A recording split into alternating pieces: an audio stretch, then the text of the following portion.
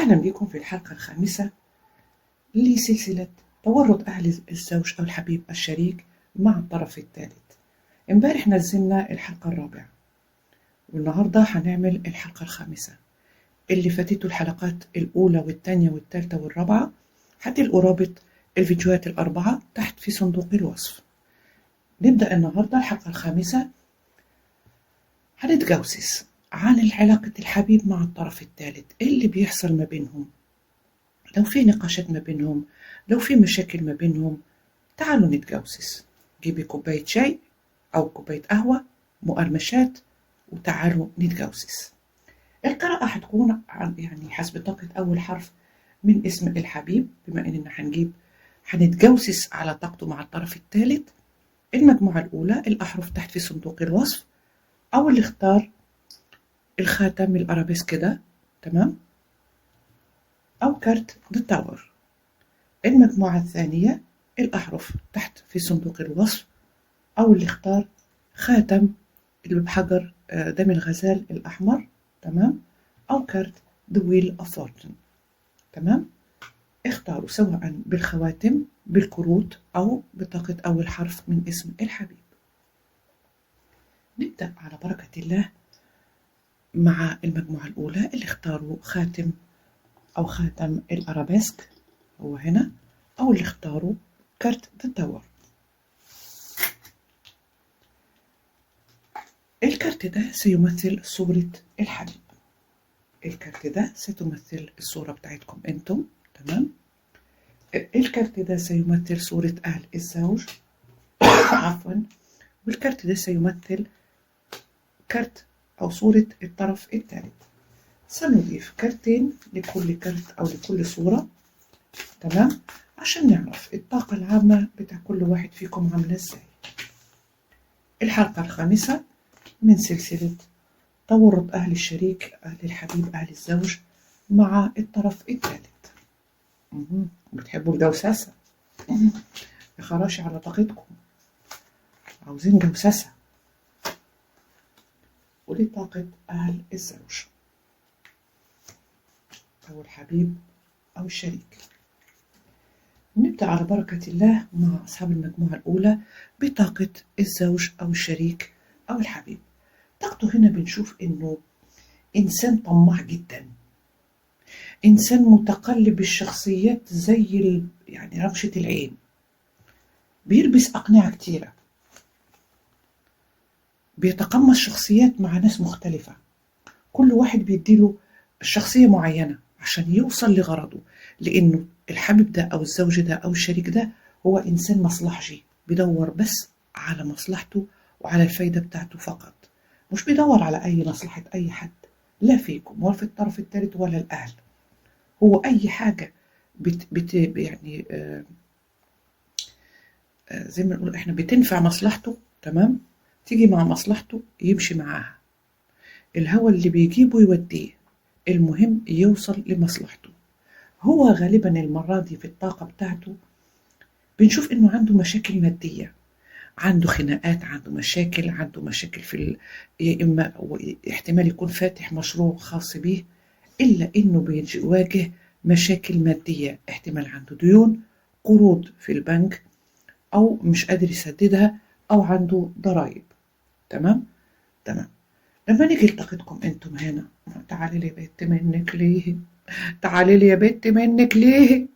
بصي هنا، انتم من الناس اصبحتوا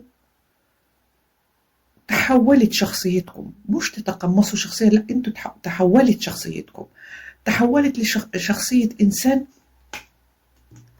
عازل نفسه، ما بيظهرش طاقته، ما بيتكلمش كتير، مش زي ما كنتم زمان. انت اللي ما ردتش عليا، انت اللي مش عارف ايه، ولا انتوا اللي بتعمل. دلوقتي اصبحتم صامتين، ملزمين الصمت، وقاعدين بتتفرجوا من بعيد لبعيد، زي الحيوان المفترس اللي يقعد من بعيد لبعيد، زي الاسد كده، بيقعد من بعيد لبعيد، بيركز على الفريسة بتاعته عشان يعرف الوقت المناسب عشان ينقض عليها. انتوا كده، انتوا عاوزين الدليل، عاوزين قاعدين بتراقبوا من بعيد لبعيد، تعرفوا ايه هي الحيثيات اللي بتحصل من ورا ظهركم، تجمعوا المعلومات عشان بعدين ترزعوهم على وشهم. فعشان كده انتم هنا بتكونوا الملفات بتاع الجوسسة، بتتجوسسوا، عاوزين تعرفوا كل حاجة عشان ما تطلعوش ناس بايخة قدام الناس، يعني قدام الحبيب والطرف الثالث وأهل الزوج. لما أشوف طاقتكم هنا، طاقة الطرف الثالث هنا، طاقة الطرف الثالث يخشى عليه، يخشى عليه يخشى عليه. طاقة الطرف الثالث غالبا بيمر بمشاكل حاليا في العلاقة بتاعته. بصوا هنا ازاي الطرف الثالث بيبص وعاوز يلقى الحل للخروج من المشاكل دي. تمام، عاوز يتنفس شوية، عاوز يطلع من الضغط اللي عنده، عايش ضغط نفسي فظيع جدا. تمام، وغالبا هو حاليا شاكك انه في طاقة اسحار هي اللي عاملة الضغط ده حواليه، هي اللي عاملة الضغط في العلاقة بتاعته مع الشريك او الحبيب او الزوج. وغالبا بيفكر طب أنا دلوقتي عندي ضغوطات، الطرف الثالث بيقول كده لنفسه، طب أنا عندي ضغوطات، عندي مشاكل، أزمات، أخرج من أزمة أخش في أزمة، أطلع من أزمة أزمة أخرى، أطلع من خازوق يجيلي خازوق تاني. فهنا الطرف الثالث بيفكر في نفس الوقت على احتمال وجود أسحار هي اللي مدخلاها في الضغوطات دي، وفي نفس الوقت بيفكر إنه يعمل أسحار أو علاجات للأسحار اللي هو شاكك أصلا هي موجودة. تمام. لما أشوف هنا طاقة الأهل، تمام، غالبا أحد أطراف الأهل من أفراد الأهل للحبيب والزوج أو الشريك، تمام، يا إما هم بيفكروا يعملوا عملية تجميل، يا إما هم عملوا عملية تجميل أو هيعملوا عملية جراحية أو عملوها، لأنه هنا غالبا الصحة بتاعتهم متدهورة شوية، قصاد رغبة في تغيير شكل، تغيير مظهر، تغيير حاجات أساسية في حياته، في جسده عفوا، في جسمه أو في حياته عامة. إلا إنه الأهل دول مركزين أكتر على مورد مالي جاي لهم في الطريق أو عندهم أو هم متحفظين عنه أو عليه، زي ورث مثلا، زي شقة، قطعة أرض، عربية متناوبين عليها كلهم، حافلة، حاجة زي دي. تمام. تمام. طب تعالوا نشوف طاقة العلاقة دي بعدين ندخل في الجوسسة، ندخلش الجوسسة اللي انتم مستنيينها. يلا تعالوا نشوف. سنضيف 3 كروت للكروت الرئيسية بتاعتكم. تمام، ونشوف طاقة العلاقة عاملة ازاي. الكارت الأول، الكارت الثاني، الكارت الثالث،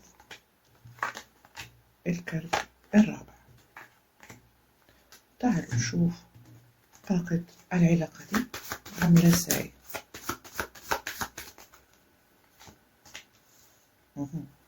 بدأنا بالطرف الثالث.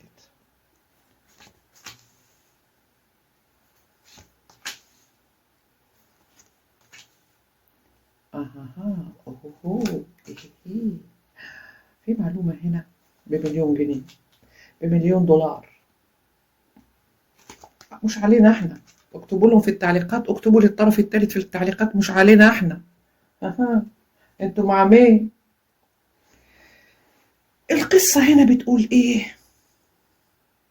اكتبوا لي في التعليقات، عاوزين نعرف القصة بتقول ايه.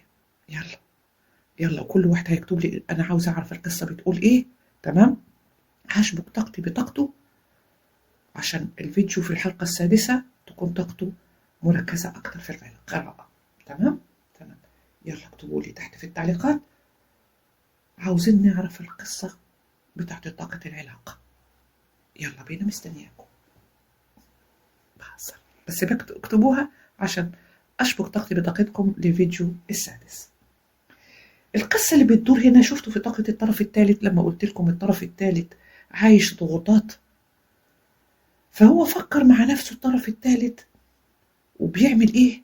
يتودد لأهل الحبيب أو الشريك عشان يغرس في دماغهم فكرة انكم انتم بتتعاملوا بالأسحار عشان تعملوا للحبيب جلب والكلام ده، وعشان تعملوا مشاكل في العلاقة دي الرباعية اللي هي ما بين الأهل الحبيب، أهل الزوج أو أهل الشريك، وما بينكم وما بين الطرف الثالث. فالأهل هنا قعدوا يركزوا في كلام الطرف الثالث، لأنه الطرف الثالث مش إلا تودد بالكلام مع أهل الحبيب أو الزوج أو الشريك، لا، الطرف الثالث أهدى لأهل الزوج هدية وتودد ليهم، وعمل يعني رسم لنفسه دور الضحية، وشككهم فيكم انكم انتم اللي بتعملوا اسحار، عشان كده في مشاكل ما بين الحبيب وما بين الطرف الثالث. لانه الحبيب هنا اصحاب المجموعة الاولى، بنشوف هنا كارت الذئب، كارت رقم 14 من كروت مدموزيل لونغمون، وكارت الحبيب هنا على انه دلوقتي بدأ يسحب نفسه من العيلة ومن الطرف الثالث، بدأ ياخد حذره من العيلة بتاعته مع أهله ومع الطرف الثالث. عشان كده الأهل هنا صدقوا 80% كلام الطرف الثالث. تمام؟ تمام.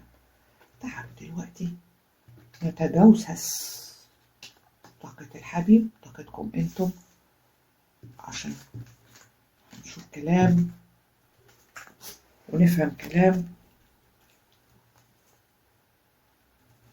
هتقولوا القروض. طاقة الحبيب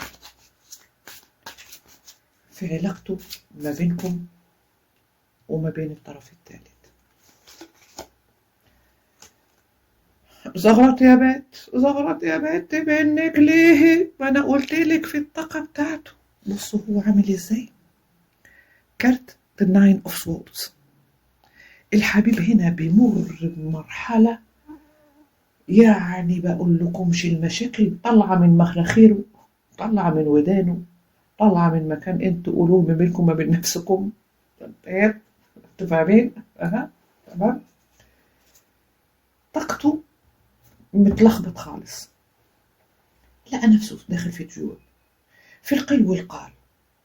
انتم بصوا السيوف هنا جاية من ناحيتكم، انتم بتتهموا الطرف الثالث، والطرف الثالث كمان بصوا السهام اللي جاية من هنا تتهم الطرف الثالث، فهو حاسس نفسه في وسطكم زي الشغليلة كده، رايح جاي، ولا عارف يصدقكم انتم ولا عارف يصدق الطرف الثالث. طب طاقتكم انتم في العلاقة دي.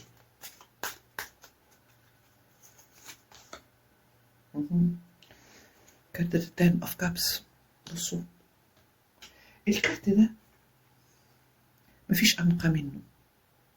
انتم ناس طيبين جدا، ناس خلوقة، لما بتحبوا من كل قلبكم، ما عندكمش النصب والحوارات واللف والدوران والقل والقل والكلام ده، لا، لما بتحبوا بكل وجدانكم، بكل قلبكم، بكل العروق، بكل نقطة دم في قلبكم. انتوا كده بتحبوا بصدق، بأمان، باحتواء، وده اللي غايزكم من جواكم، لأنكم حبيتوا الشخص ده فوق ما كان هو يتوقع أصلا. طاقتكم بتقول كده، بتقول إنه رغم الغضب والزعل واللي بيحصل واللي كل حاجة دي، إلا إنه لو تسألوا نفسكم وتجاوبوا على نفسكم بصراحة، هتلقوا نفسكم لسه بتحبوا الشخص ده. وأكدوا لي الكلام ده في التعليقات فضلا وليس أمرا. طب تعالوا نشوف طاقة الطرف الثالث.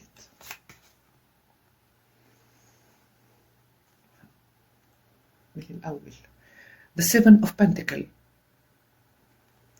بصوا انتوا الكابس والطرف الثالث البنتكل، اللي بيقول ايه؟ اللي بيقول انه الطرف الثالث هنا طاقته بيدور على مصلحته بس، بالنسبة له الغاية تبرر الوسيلة، ما يهمهوش أي وسيلة بيعملها، ما يهمهوش السحر، ما يهمهوش أي حاجة تانية، كل اللي بتهمه الغاية بتاعته. تمام؟ تمام. طب إيه اللي بيحصل دلوقتي؟ نخليكم أنتم هنا كمتفرجين. إيه اللي بيحصل دلوقتي ما بين الحبيب والطرف الثالث؟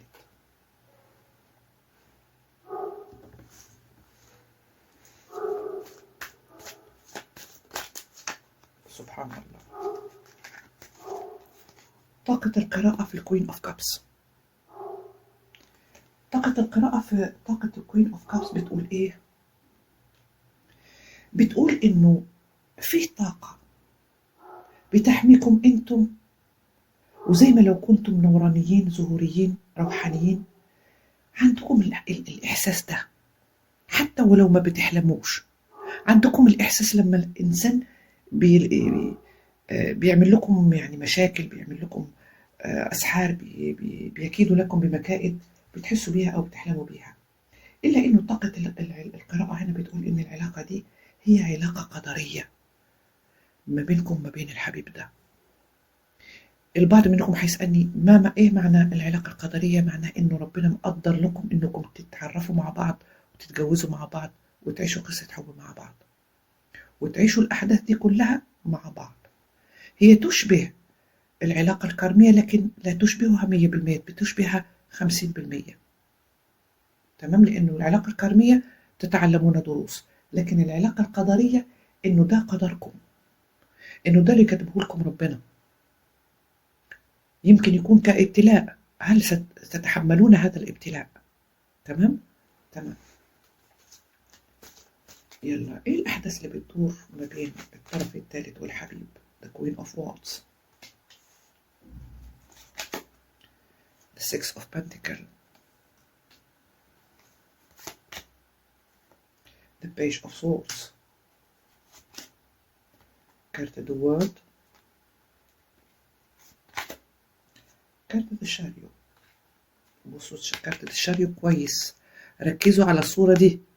لما نشوف الراجل ده بيسوق العربية دي أو العربية دي، أيوة، الحصان ده الأبيض جاي من هنا والأسود رايح من هناك، وهو عاوز يوقف السرعة بتاعتهم عشان يتحكم فيهم.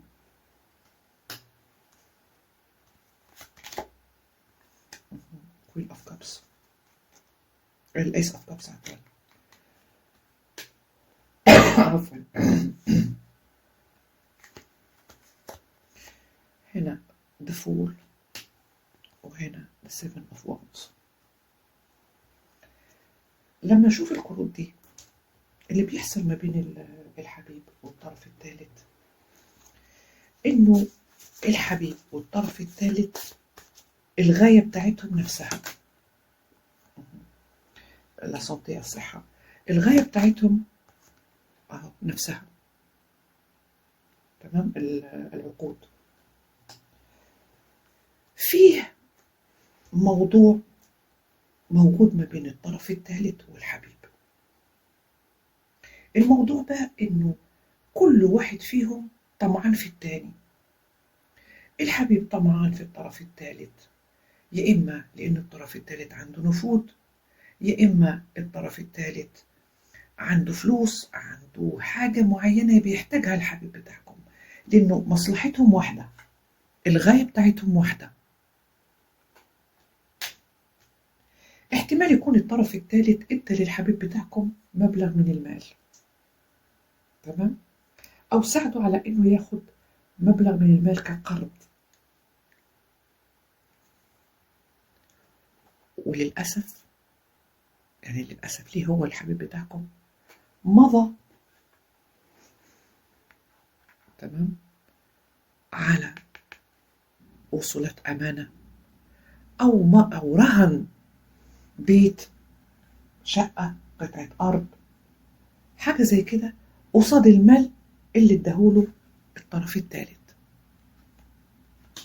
من هنا بدأ الطرف الثالث يسيطر على الحبيب بتاعكم. حطه في ايده كده، بصوا ازاي فرحانة الست دي، قعد يسيطر. الطرف الثالث تمكن من الحبيب بسبب الكمبيالات او الرهن اللي عمله الحبيب بتاعكم للطرف الثالث. فأصبح الطرف الثالث قاعد على عرش العلاقة المتمكن المسير الحاكم لتصرفات الحبيب. لما الحبيب بتاعكم ده أو الزوج بتاعكم أو الشريك ده مضى على الكمبيالات دي أو على وصولات الأمانة دي أو رهن البيت ده باسم الست دي الطرف الثالث، عشان يعني لو ما رجعلوش الفلوس هياخد الحاجة دي، أو إذا يتهمه أو يفتح فيه مهدر أو حاجة زي كده يبلغ عليه، أصبحت طاقة الطرف الثالث أقوى من اللي كانت عليه زمان، لأنه غالبا الطرف الثالث هنا دخل العلاقة. زي ما نشوف البنت الصغيرة دي بتعمل نفسها دكتورة مع الراجل ده، وبكارت الوورد بنعرف إنه في فرق سن ما بينهم، واحتمال للبعض منكم هنا 70% الطرف الثالث أكبر من الحبيب، تمام؟ للبعض الآخر الحبيب هو الأكبر من الطرف الثالث. فدخل الطرف الثالث العلاقة على إنه حد بريء ما يعرفش حاجة، مولوع بالحب والغرام والكلام ده، لغاية ما تمكن تماما وأظهر شخصيته الحقيقية وسقط القناع من على وجه الطرف الثالث. الحبيب بعد ما عمل مضى على الأوراق دي، في أوراق مهمة جدا، تمام، أصبح يدور على حل يطلع نفسه من المشكلة دي.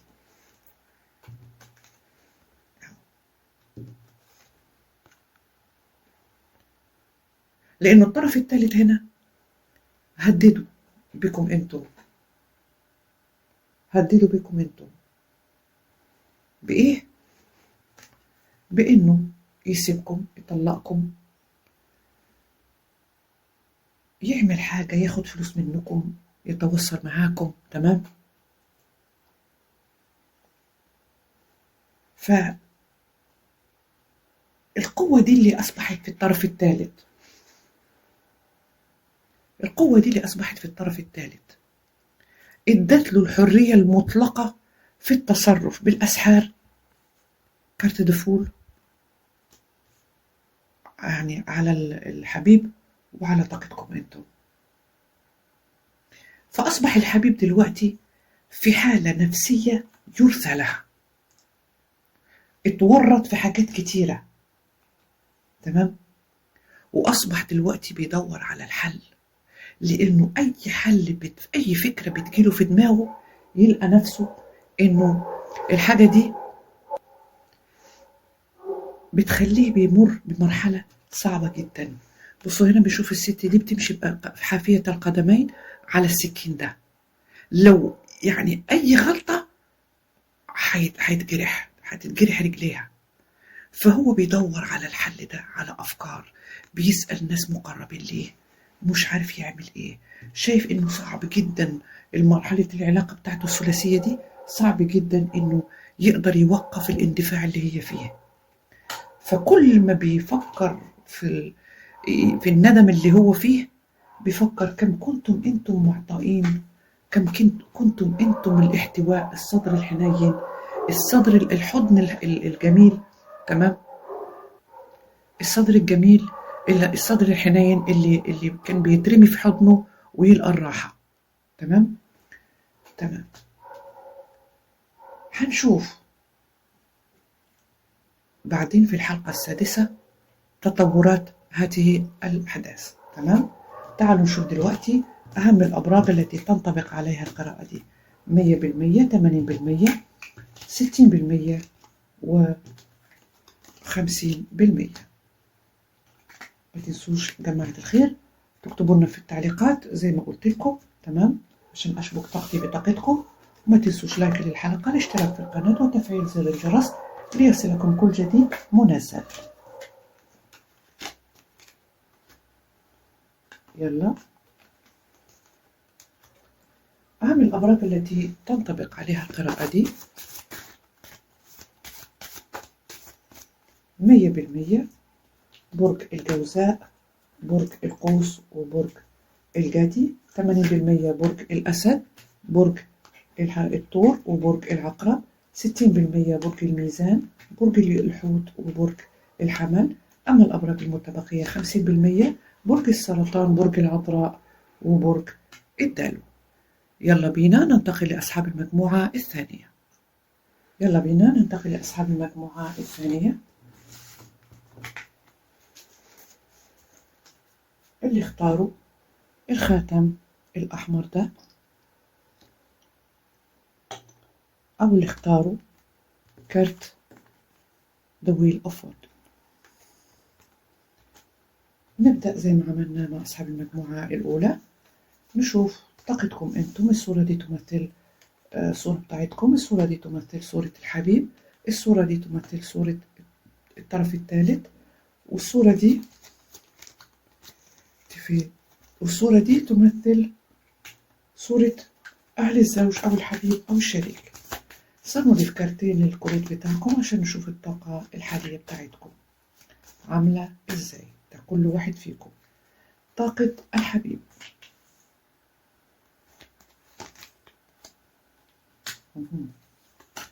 طاقتكم أنتم، وطاقة الطرف الثالث، وهنا طاقة أهل الزوج. لا حول ولا قوة إلا بالله.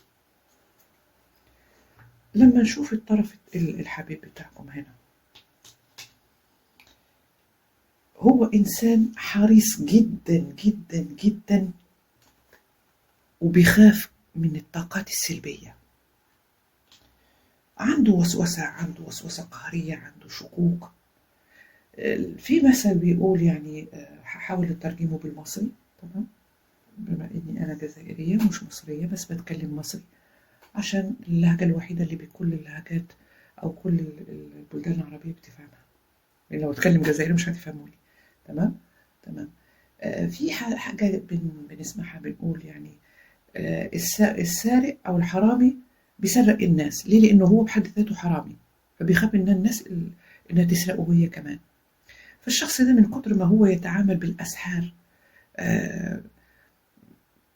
يعني بيدور على أحجار كريمة، أو عامل خاتم بأحجار كريمة، شايل معاه حرز للقبول، حاجة زي كده.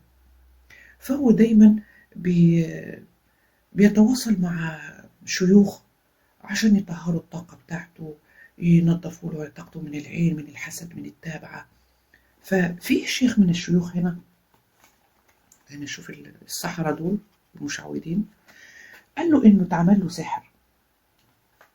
فهو قاعد دلوقتي بيفكر مين يا ترى عمل له السحر ده. كل ما بيزور شيخ بيقول له الشيخ ده إنه عندك عين، واحد يقول له عندك حسد، واحد يقول له عندك تابعة، واحد يقول له عندك أسحار. دماغه متلخبطة خالص، وهو بيدور على إيه هي الحاجة اللي مأثرة عليه. ده الوسواس بتاعه هو اللي بيعمل له كده. تمام.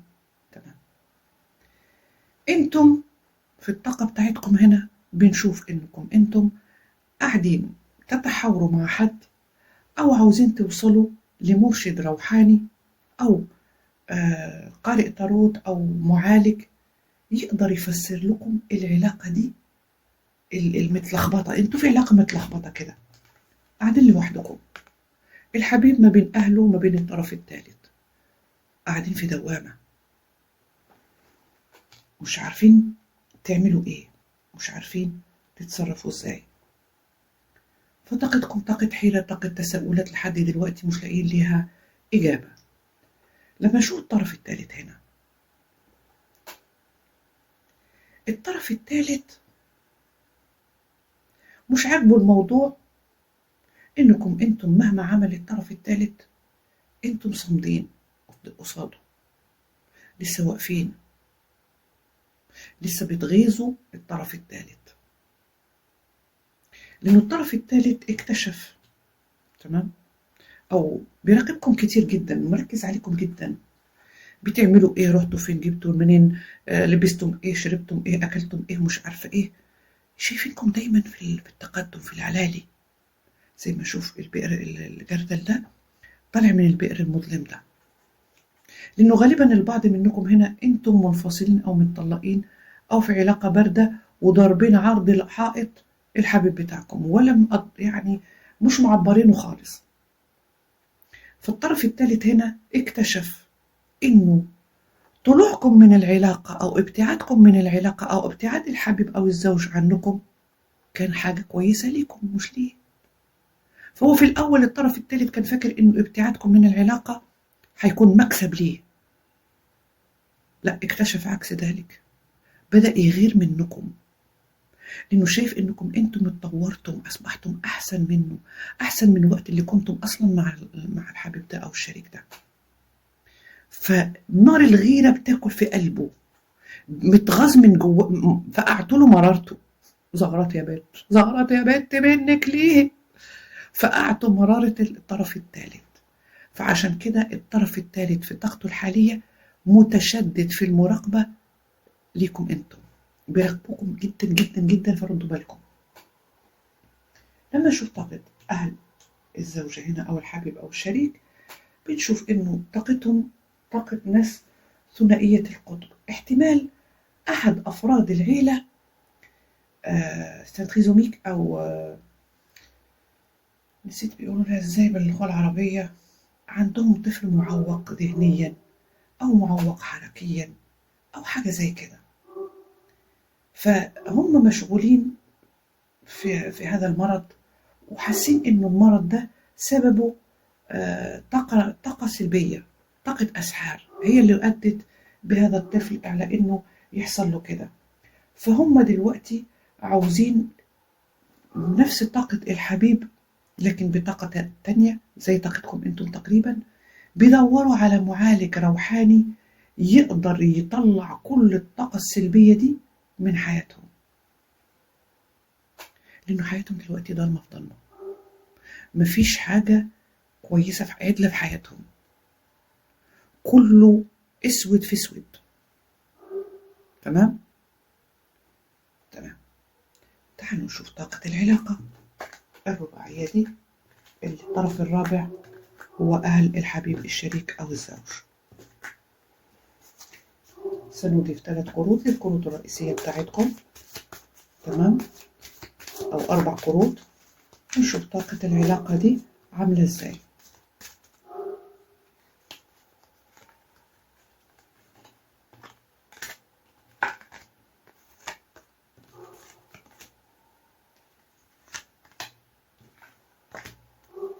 نعتذر عن اللي انتوا بتسمعوه ده، جنبنا مزرعة حيوانات لتدريب الحيوانات، فعشان كده دايما بتسمعوا الحيوانات كده، فنعتذر والله.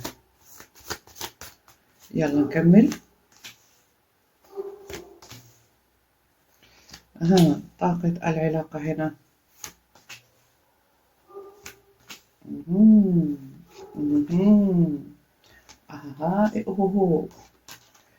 طاقة العلاقة بتقول ايه هنا أصحاب المجموعة الثانية؟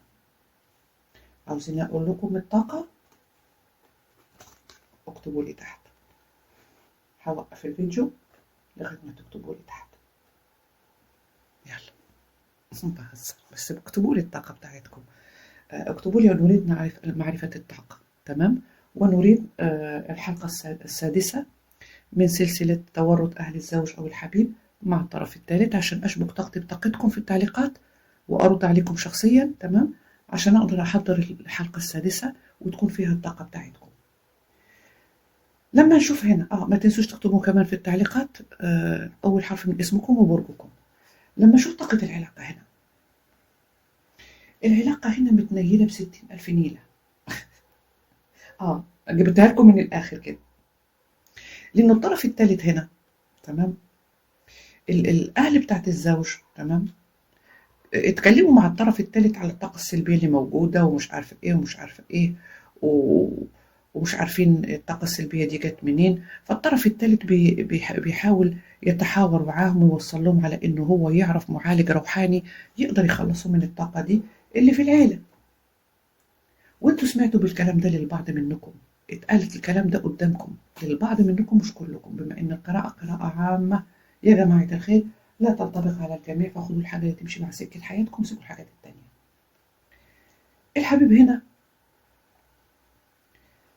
قاعد بيدور ليه حياته واقفة، ليه أموره كلها واقفة، في تعطيل، حاسس بالتعطيل، حاسس بنوع من القهر جواه. ليه أي حاجة يحط فيها إيده ما بتستقلوش، مفيش بركة، مفيش أي حاجة. فهو كمان شاكك إنه في أسهام اتعملت وعاوز يلقى الحل عشان يطلع من هذه الورطة اللي اتورط فيها، عشان يفهم ليه اللي بيحصل له ده سببه إيه، ومين تسبب أو مين هم المتورطين في هذه القضية أو في هذا الموضوع. دي كانت طاقة العلاقة.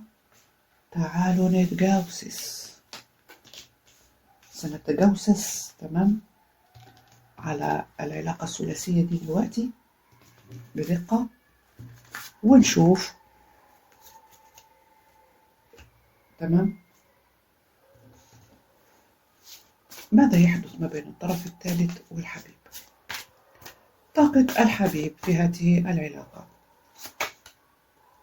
في طاقة تشاريو لو شاريو العربة، تمام. بنشوف البنت دي في صدفة في نفس الوقت فوق 2 أحصنة البحر، تمام، وعاوزة تتحرك. الحبيب هنا متلخبط خالص في أفكاره، ولا عارف يسمع لكم أنتم ولا عارف يسمع للطرف الثالث. عاوز يعني يتحكم فيكم ويتحكم في الطرف الثالث، لكن شايف إنه الأمور بدأت تفلت من إيده. طب طاقته معاكم في طاقة النايت اوف وونز. بصوا قلت لكم عاوز يتحكم فيكم. الشخص ده احتمال يكون كان عنيف معاكم بالضرب، بالشتيمة، بالكلام الوحش، قال فيكم ما ليس فيكم، اتكلم في عرضكم، قال يعني حتى كان بيتنمر عليكم، كان قاسي جدا معاكم. علاقة يعني طاقتها مش حلوة خالص، علاقة سامة ما بينكم وما بينه. احتمال الشخص ده نرجسي أو ثنائي القطب، متقلب المزاج. طب علاقته مع الطرف الثالث The Two of Swords. غالبا علاقته مع الطرف الثالث علاقة متذبذبة، وعلاقة فيها نوع من الراحة. ليه؟ لأنه الطرف الثالث مش طيب زيكم. الطرف الثالث جبروت، هو يشتم الطرف الثالث يشتمه 3 مرات 4 مرات، يجي يرفع ايده يجيب له اهله يجيب له ناسه وتتلخبط الدنيا. فالسر هنا فيه سر جديد هقوله لكم بما يخص الحبيب. عاوزين تعرفوا السر ده؟ هنسيبه للحلقة السادسة، هقول لكم على السر ده. تمام. إلا إنه الطرف الثالث هنا مسيطر سيطرة كبيرة على الحبيب من الناحية الجنسية. ده اللي أقدر أقوله لكم دلوقتي، بعدين أقول لكم في الحلقة السادسة إيه هو السر ده اللي عرفه الطرف الثالث عن الحبيب. يلا اكتبوا لي في التعليقات نريد السر في الحلقة السادسة. دلوقتي عاوزين نعرف، نحط طاقتكم هنا، علاقة الطرف الثالث مع الحبيب ماذا يحصل فيها. طاقة العلاقة في طاقة The Queen of Cups. العلاقة هنا ما بينهم من برا ركزوا معايا، العلاقة دي من برا تظهر على إنها توأم روح، توأم شعلة والكلام ده كله، إلا إن فيه حاجة غامضة، فيه اختلاف. لما نشوف حورية البحر هنا نصها بني آدم ونصها ديل سمكة، فغالبا هنا العلاقة ما بينهم علاقة تتخطى حدود الشرع وتتخطى يعني حدود القانون أو الوعي بتاع الإنسان. يا إما أقول لكم الطرف الثالث ده والبعض منكم عارفين إن الطرف ده من نفس جنس الحبيب، يا إما الطرف الثالث في فرق ما بينه وما بين الحبيب أو حاجة زي كده، هي مطلقة وهو هي متجوزة وعندها عيال وعندها علاقة مع جوزك أو عندها علاقة مع حبيبك، تمام. في حاجة غير طبيعية موجودة ما بينهم. ده اللي عاوزة توصله لنا طاقة القراءة. طب ما هي الأحداث؟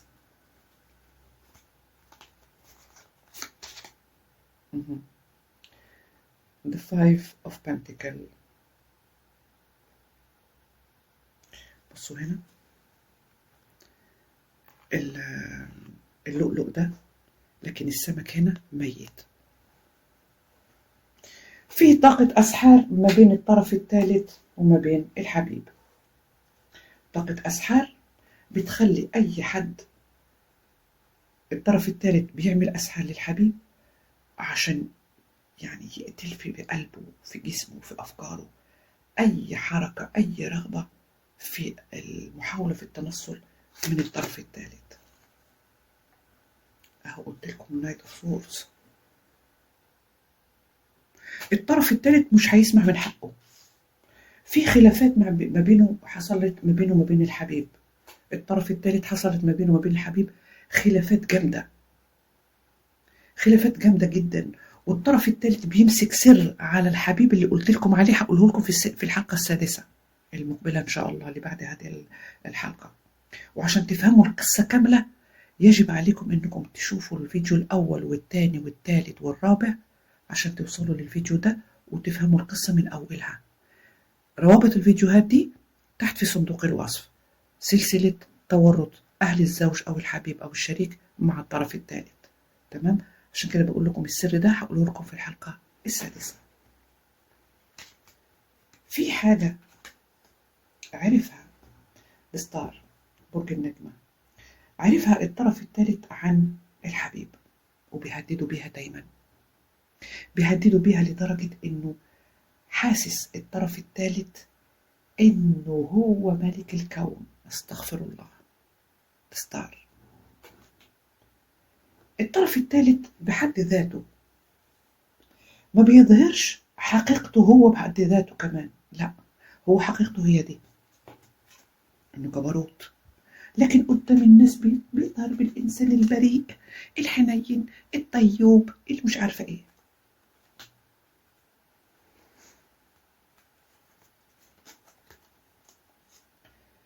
The Empress and the Queen of Swords. قلت لكم الطرف الثالث غيران منكم فأعلوا مرارته. The Queen of Swords الطرف الثالث وانتم الإمبريس. تمام؟ الطرف الثالث لما حصلت مشكلة ما بينه وما بين الحبيب وبدأ يهدد الطرف الثالث الحبيب بالسر ده اللي قلت لكم عليه، اللي هقوله لكم عليه في الحلقة السادسة. بدأت ما بينه وما بين نفسه يعرف الحقيقة، لأنه في الواقع هو شايف نفسه الإمبريس وانتم the Queen of Swords. تمام؟ انتوا شايفين كده. لكن دلوقتي في الطاقة الحالية بعد ما حصلت مشاكل ما بينه وما بين الحبيب بتاعكم، بدأ يشوف نفسه إنه هو اللي لازم يدافع على العلاقة. تمام؟ وبيعمل أسحار وبيصرف فلوس ومش عارفة إيه، وشايفكم أنتم قاعدين في مكانكم ولا همكم أي حاجة، إنكم أنتم الأمر الناهي والأمر المطبق يجي من عندكم. إنه مهما عمل الطرف الثالث ما بينه وما بين نفسه بيقول كده، إنه هو صرف كتير وتعب كتير عشان يحصل على الحبيب، وانتم دخلتم حياة الحبيب من غير أي مشاكل، من غير أي مصاريف، من غير أي أسحار ولا أي حاجة. فده اللي غايز الطرف الثالث. عشان كده الطرف الثالث بيهجم على الحبيب عشان بيتغاظ من الحبيب. ازاي يجيب سيرتكم لما يكونوا قاعدين ياكلوا او يتفرجوا على حاجة، او في بعض الاحيان الحبيب بتاعكم كان بيغلط، عوض بينده للطرف الثالث باسمه بينده له باسمكم انتم. فده اللي غايز الطرف الثالث. تمام؟ اهو قلت لكم اهو ده امبرور. هنا عندنا الامبرس، هنا عندنا الامبرور. بصوا الالوان والصور عامله ازاي. بصوا الطرف الثالث ازاي عاوز يفرق ما بينكم عمل لكم سحر تفريق، تمام، سحر ربط عن الجماع، فرق ما بينكم، عمل لكم سحر تفريق، مش عاوزكم توصلوا لبعض، وانتوا عارفين الكلام ده. بصوا ملامح البنت دي والرجل ده. فالطرف الثالث هنا عاوز يجدد طاقة أسحار بمساعدة حد من المقربين للطرف الثالث، إما أم الطرف الثالث أو جدها. هم أصلا عيلة كلها بتاع أسحار، عيلة كلها مدمرة، بيستعملوا الأسحار النارية العلوية لقمع أي حاجة أو أي حد عشان يوصلوا بس لأهدافهم. الطرف الثالث ردوا بالكم هنا بيحضر لكم لأسحار جديدة، من بينها سحر التفريق وسحر الربط، ده حتى سحر مش عاوزة أخضكم لكن هقولها بطريقة تانية. سحر هيأذي صحتكم، فردوا بالكم، تمام، لا تتهاونوا في صحتكم.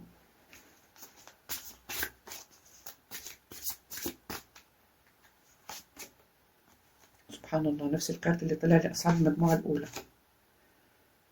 اجتماع، قلت لكم الصحة أهي، الصحة الصوتي، انتبهوا لصحتكم يا أصحاب المجموعة الثانية، في أسحار هتتأذوا منها، يا إما سحر الأرحام أو حاجة زي كده. هنا استغفر الله، في أحداث ستتطور. خدوا بالكم البعض منكم سبب الإجهاض اللي حصل لكم أو سبب تعب عيالكم بسبب الأسحار اللي اتعملت، تمام، إجهاض، اللي شك ازاي بيقولوا بالعربي يا رب، الخسارة،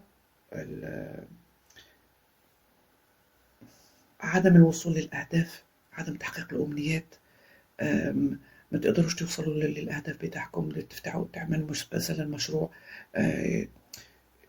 ما يستقش، تحاولوا تتطوروا، مفيش كلام، مفيش تطور، تمام، كل ده لأنه فيه مؤامرات ضدكم، مؤامرات أهل الزوج، مؤامرات الطرف الثالث، التأخير، في تعطيل عندكم للشانجمون، التغيير، الحظ، تغيرت حياتكم انتم اهو، كلافويانس، يا اما شفتوها في الحلم، يا اما عملتم قراءات خاصة وقالوا لكم كده، قراء التارot قالوا لكم او الشيخ قالوا لكم انه الحظ عندكم اتأخر وتوقف لانه حصل تغيير في الطاقة بتاعتكم، تمام، وطاقة التغيير دي هي طاقة الأسحار اللي بيعملها الطرف الثالث.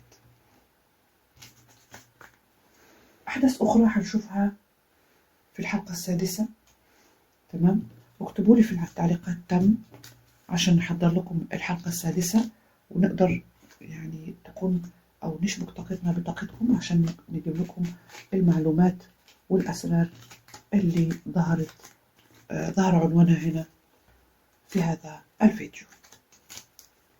يلا بينا أهم الأبراج التي تنطبق عليها القراءة دي.